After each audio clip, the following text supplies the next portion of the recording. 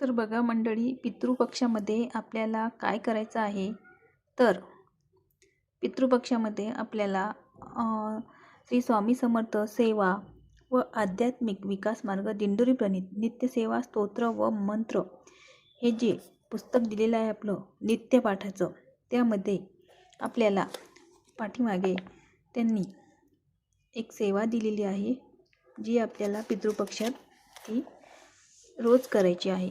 हे बघा, सेवा पितरांची पितृसूक्त ह्यालाच म्हणतात बाह्य शांती सूक्त. पितृदोष निवारण कुलदेव देवता कृपाकारक. हे जे पितृसूक्त आहे हे आहे पान नंबर 170, पेज नंबर 170 वर दिलेलं आहे. ते आपल्याला नित्य पठण करायचे आहे.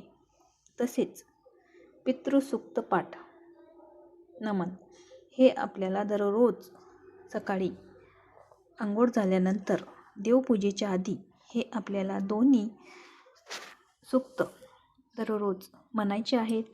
ह्याने त्याचबरोबर पितृतुष्टीकारक पितृस्तोत्र हे पण दिलेलं आहे त्यांनी पेज नंबर 172 172 पेज नंबरवर हे दिलेलं आहे.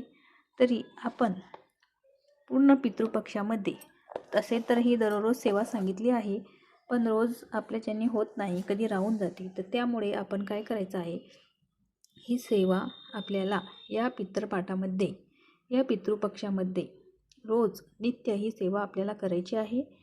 देवपूजेच्या आधी आपल्याला ही सेवा करायची आहे. ही दोन्ही सूक्त वाचन पठण करायचे आहे आणि त्यानंतर हातपाय धुवून स्वच्छ होऊन आपल्याला आपली रोजची देवपूजा रोजची नित्यसेवा करायची आहे. श्री स्वामी समर्थ. जय जय स्वामी समर्थ.